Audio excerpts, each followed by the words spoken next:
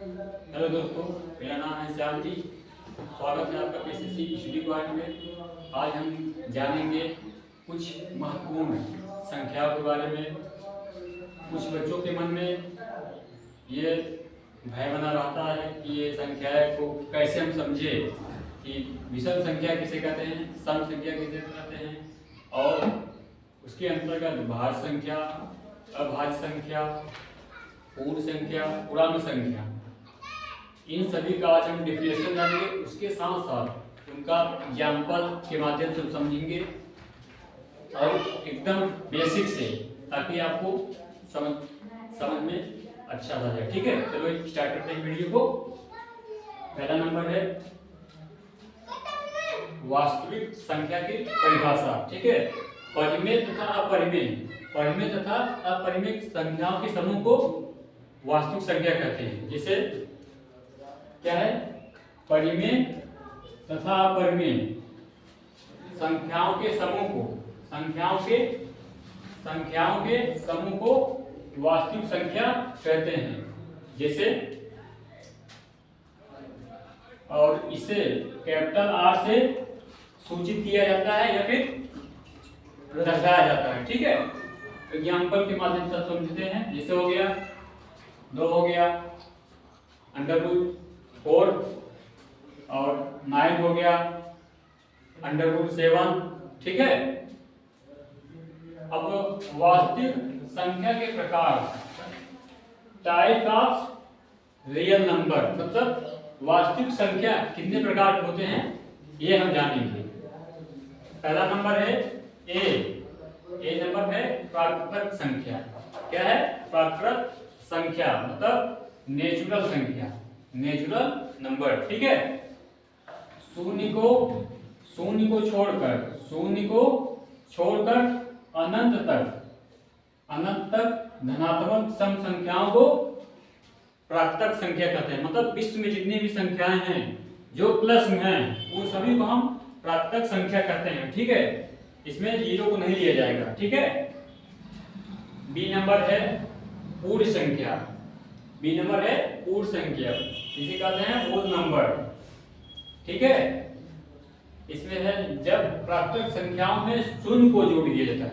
मतलब जो इसमें प्राकृतिक संख्या है वो है जो धनात्मक हो, उसमें जो शून्य जोड़ देंगे उसमें क्या हो जाएगा, वो पूर्ण संख्या हो जाएगा। क्या हो जाएगा, देखो यहाँ पर, जैसे यहाँ पर है प्राकृतिक संख्या के लिए एग्जांपल है 1 2 3 4 5 से अनंत तक। ठीक है, उसी प्रकार इसमें हमने आपको बताया डिफिनेशन में, इसमें प्राकृतिक संख्याओं में शून्य को जोड़ दिया। देखिए यहाँ पर हमने शून्य को उसके आगे ऐड कर दिया, तो सभी हो गए कितना, 0 1 2 3 4 5 डैश इनफाइनाइट। ठीक है, अब सी नंबर है पूर्णांक संख्या, इंटीजर नंबर, धनात्मक तथा ऋणात्मक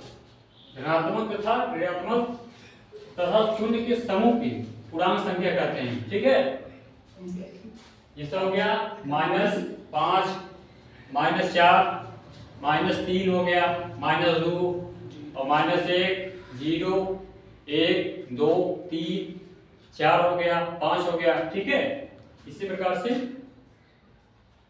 और उसके बाद है 4 नंबर है डी नंबर है परिमेय संख्या, मतलब रेशनल नंबर।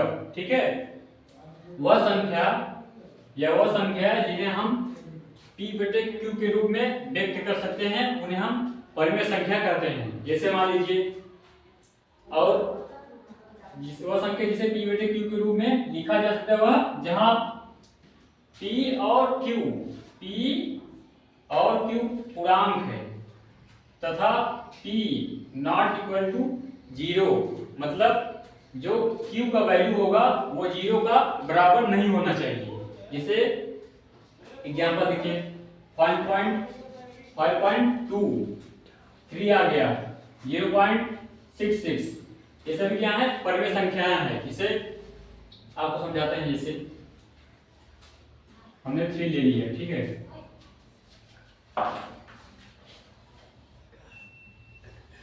कितना 3 आया ना, इसे हम कह सकते हैं ये परिमेय संख्या है।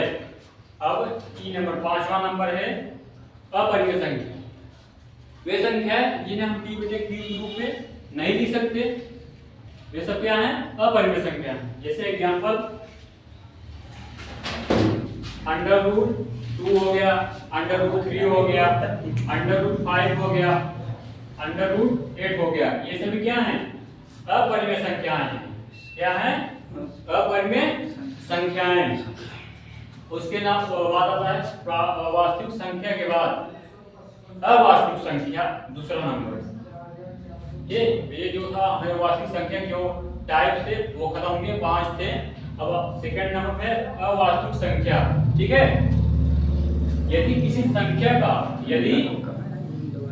संख्या का वर्ग, मतलब कोई संख्या है कुछ भी मान सकते हैं, जैसे हम 2 ले लें, 4 ले लें, 5 ले लें, ठीक है। यदि किसी संख्या का वर्ग ऋणात्मक संख्या हो तो मतलब किसी संख्या का वर्ग करे तो उसका जो वर्ग है वो ऋणात्मक में आए, माइनस में आए, उन सभी संख्याओं को क्या कहते हैं अवास्तविक संख्या। ठीक है, एग्जांपल जैसे अपन लिखेंगे √1, ये देखिए इसका स्क्वायर करके -1 आया है, इसका क्या है √-4 आया है, उसके बाद 3/√4 आया है। ठीक है, √4। चलिए आगे देखते हैं, इसे हो गया भाज्य संख्याएं। भाज्य संख्याएं ऐसी संख्याएं जो एक और स्वयं एक के अलावा, ऐसी संख्याएं जो एक और स्वयं एक के अलावा किसी अन्य संख्याएं किसी अलावा किसी भी अन्य संख्या से पूर्णतः विभाजित हो जाए, जिसे कहते हैं भाज्य संख्याएं। एग्जांपल जैसे हो गया 4 हो गया, 6 हो गया, 8 हो गया, 10 हो गया, 12 हो गया। ठीक है, अभाज्य संख्याएं,